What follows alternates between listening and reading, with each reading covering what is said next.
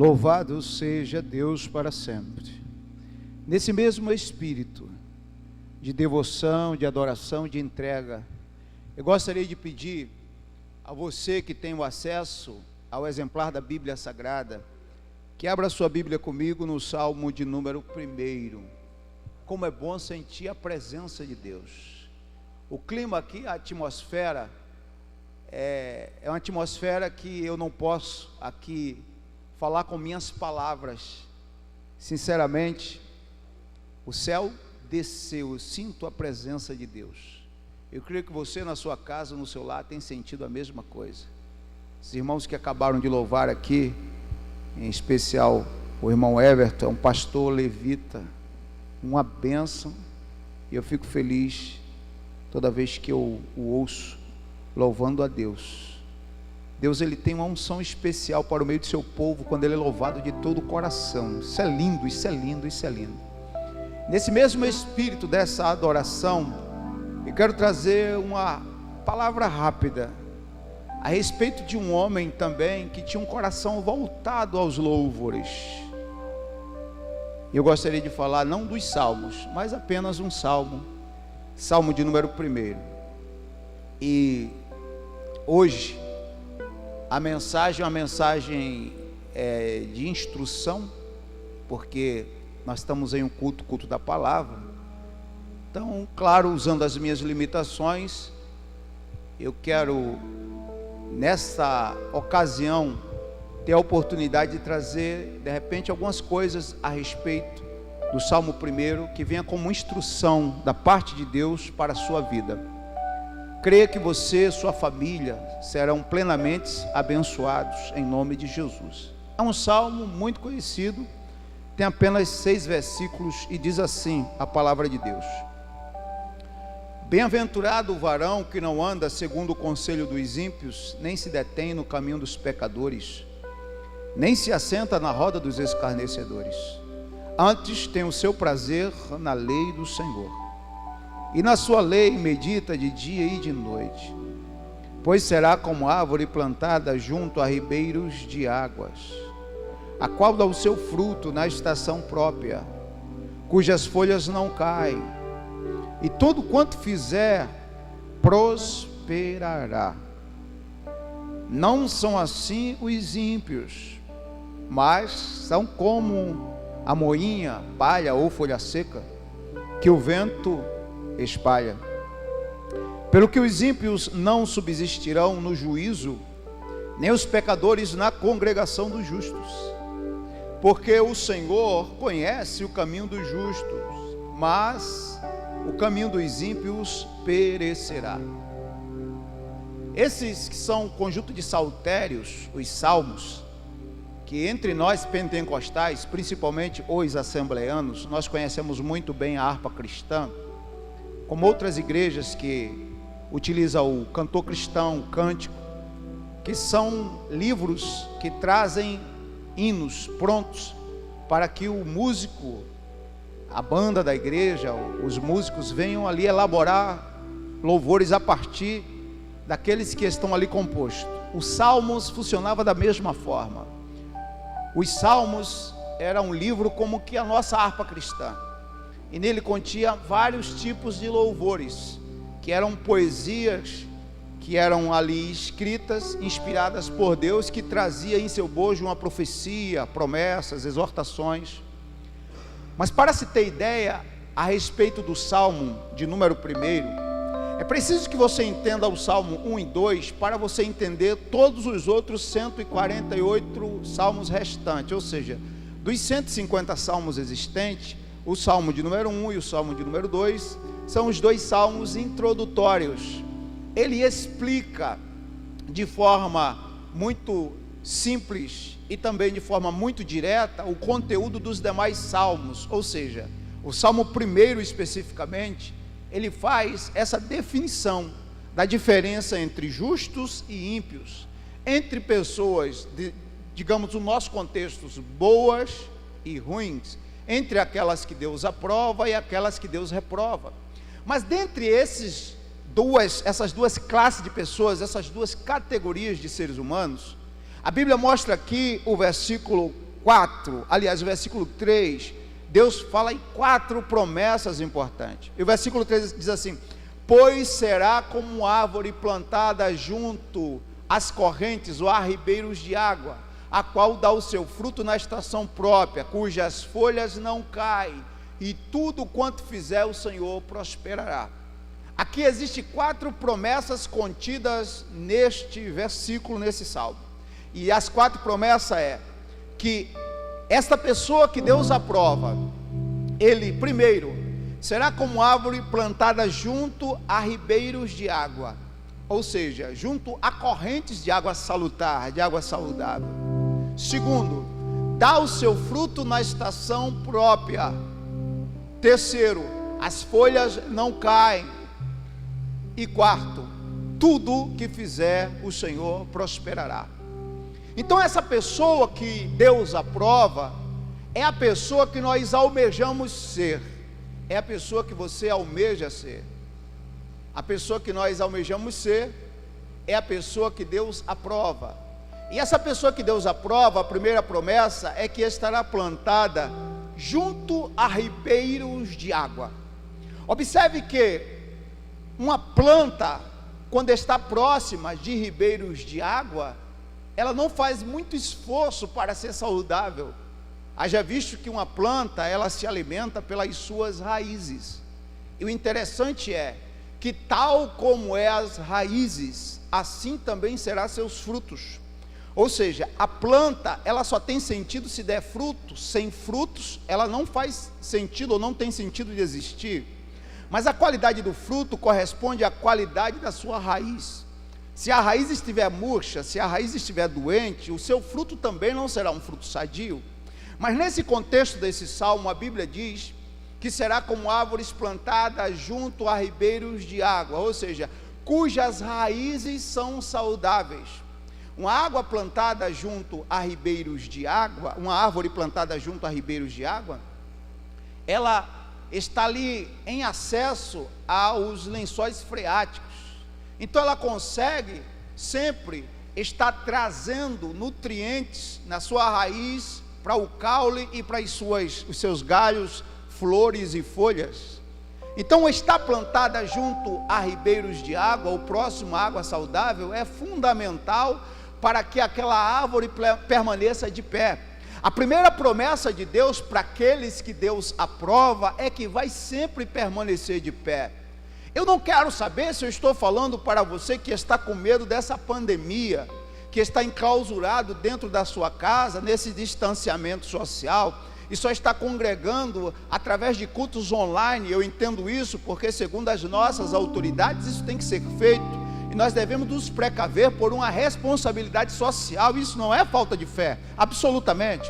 Mas a grande questão é que, independente que você esteja ausente do templo onde você congrega, ou do ministério em que você faz parte, se você está dentro da categoria das pessoas que Deus aprova, você vai estar sempre firme, terá sempre raiz. Independente do que você esteja passando, ou a fase que você está atravessando, você vai estar sempre nutrido pelas raízes que estão presas em Deus.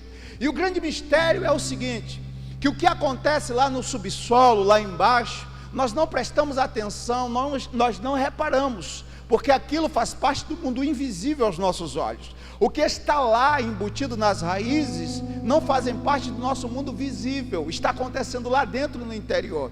E eu lembro muito bem do que Jesus falou no capítulo 4 de João, quando ele, ao encontrar com aquela mulher samaritana, ele disse, olha mulher, se tu soubesse quem te pede água, eu te daria de beber, porque eu tenho uma água que te fará nunca mais sentir sede. Quem beber dessa água que eu lhe der, nunca mais vai sentir sede, porque rios de águas vivas brotarão do seu interior.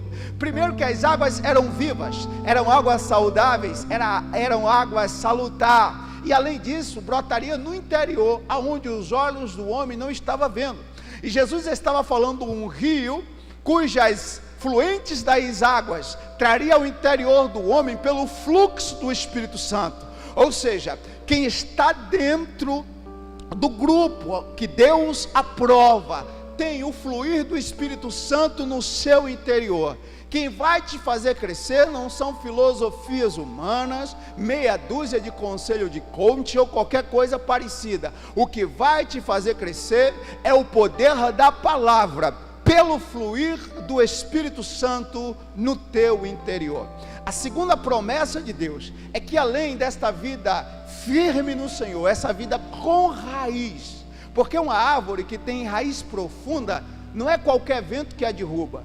De repente, meu pai, ele plantava bananeira, plantava mamão e plantava outras árvores. E eu percebia que, por exemplo, quando batia um vento forte, o mamão, a bananeira, eram os primeiros a cair, porque as suas raízes não são profundas, são raízes curtas. E além disso, a bananeira, por exemplo, ela só dá em lugar de vargem, onde as águas são superficiais, porque ela não tem condições de subtrair água, de puxar água, de buscar água lá dentro, lá embaixo, porque ela não tem raiz profunda. De repente você se levantou, caiu, e a tua vida é de altos e baixos, porque as suas raízes não são profundas.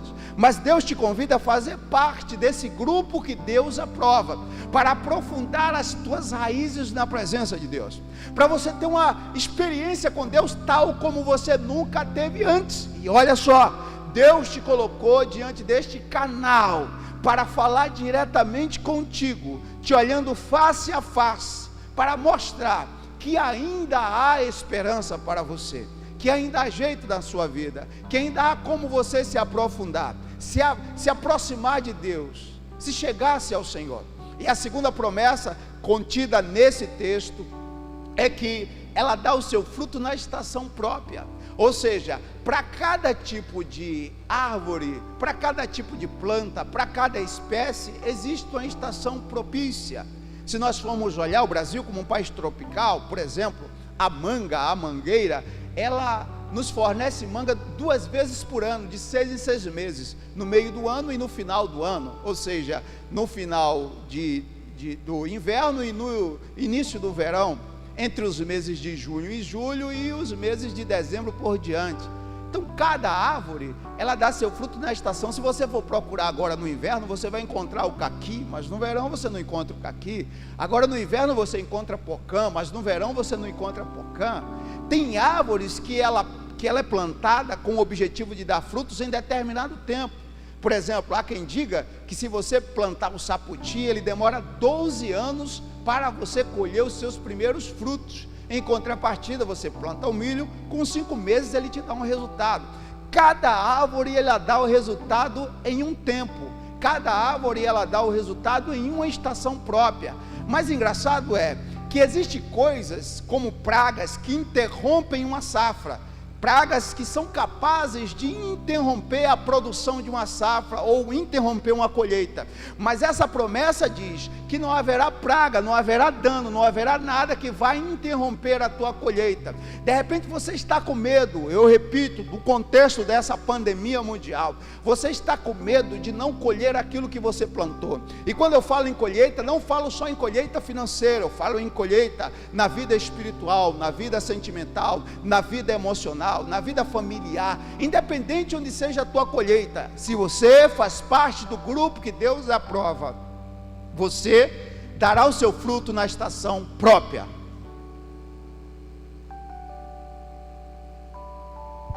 Isso quer dizer que você vai dar teus frutos no momento certo, no dia certo, e nada vai interromper o teu crescimento, nada interromperá o teu desenvolvimento.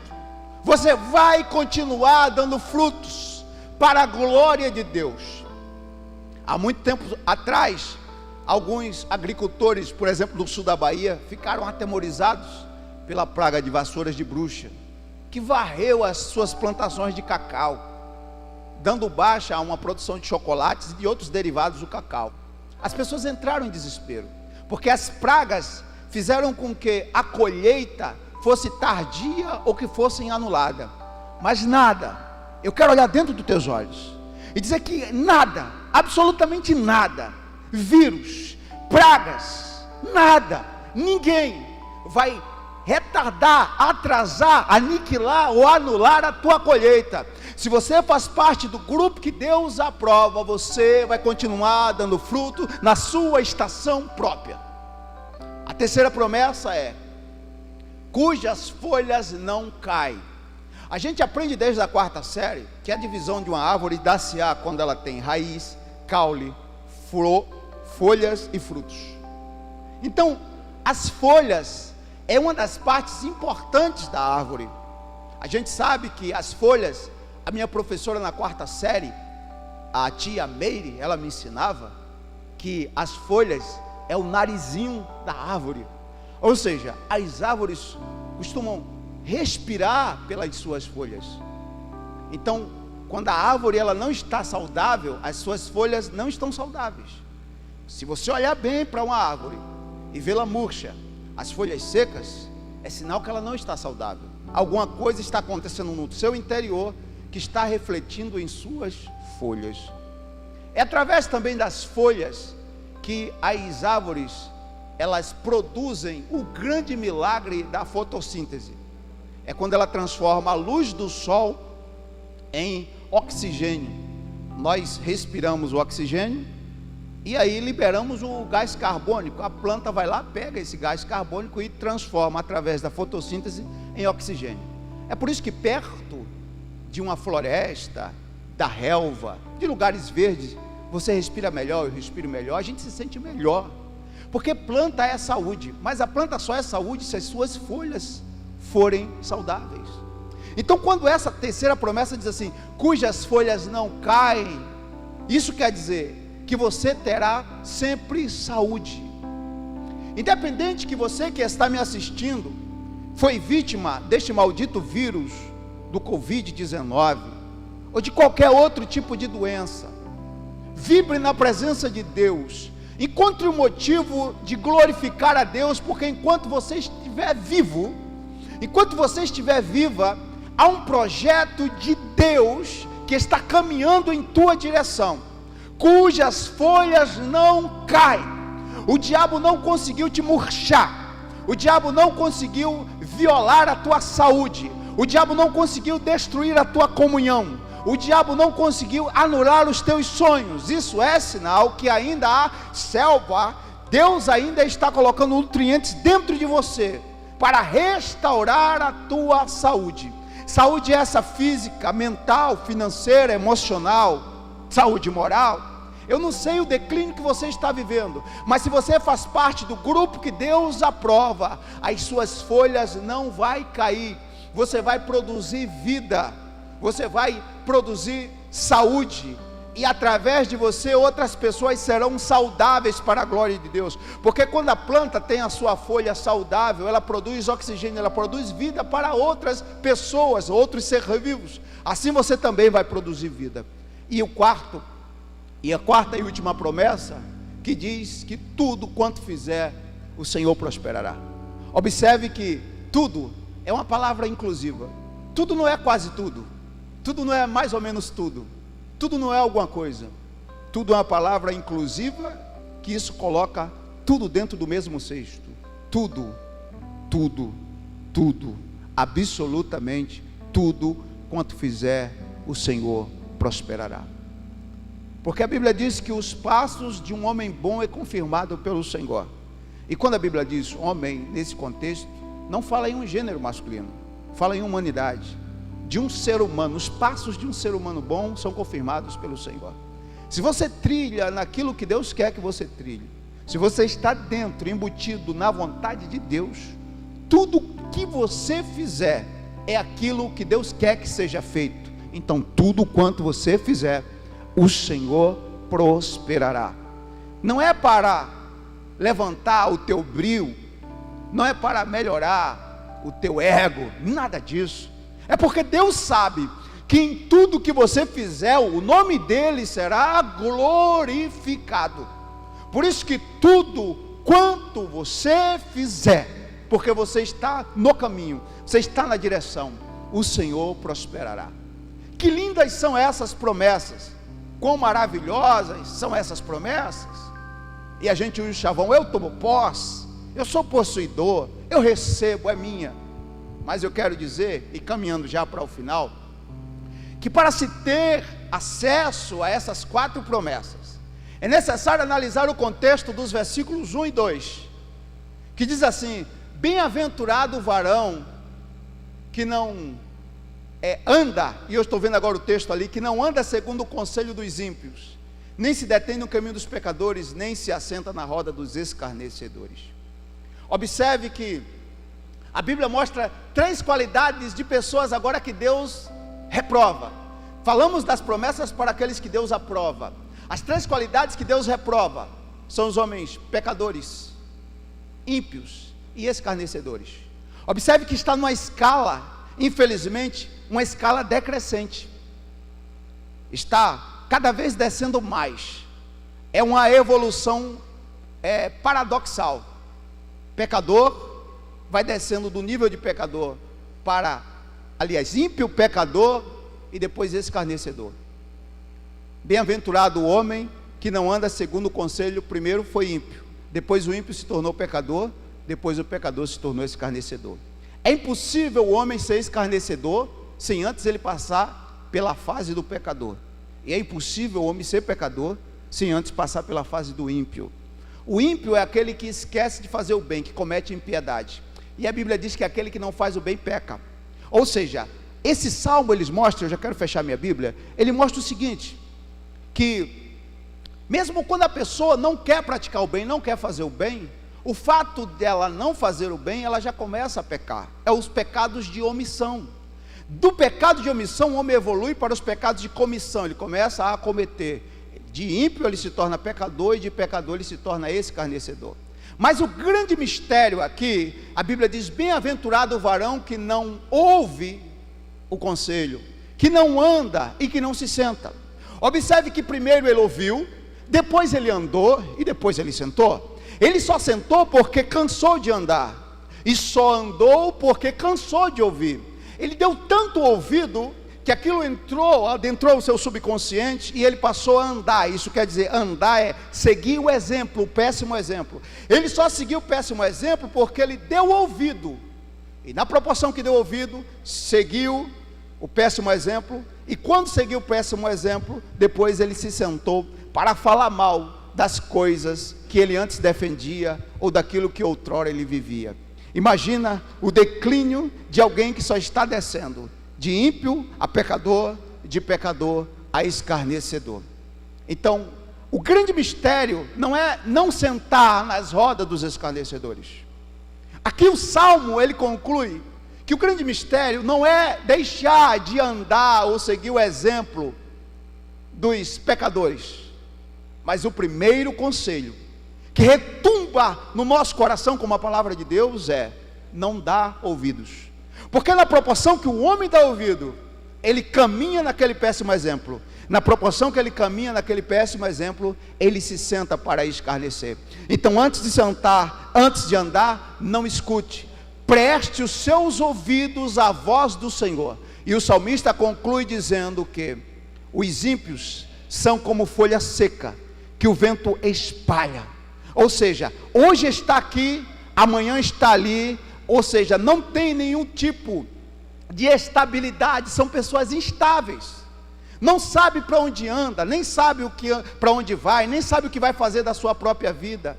E nesse contexto a Bíblia mostra isso, que esses homens pecadores são homens indecisos, cuja justiça e a lei de Deus não passam pela sua vida. Mas você que está me assistindo, de repente foi impactado por esta palavra, e eu quero dizer para você, que Deus está te olhando, e Deus quer te colocar entre os fulgurantes que fazem parte do grupo que Deus aprova. E sabe o que depende, ou de quem depende? De você. Eu quero orar por você agora.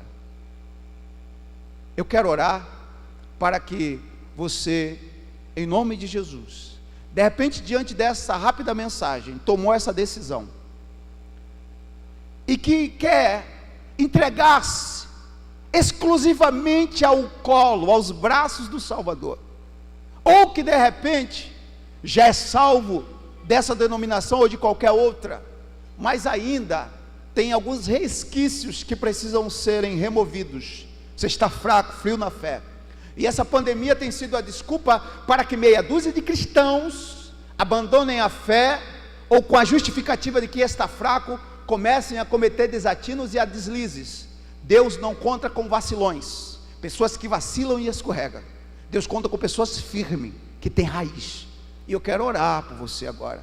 Onde você estiver, feche os seus olhos, baixe sua cabeça e ore comigo.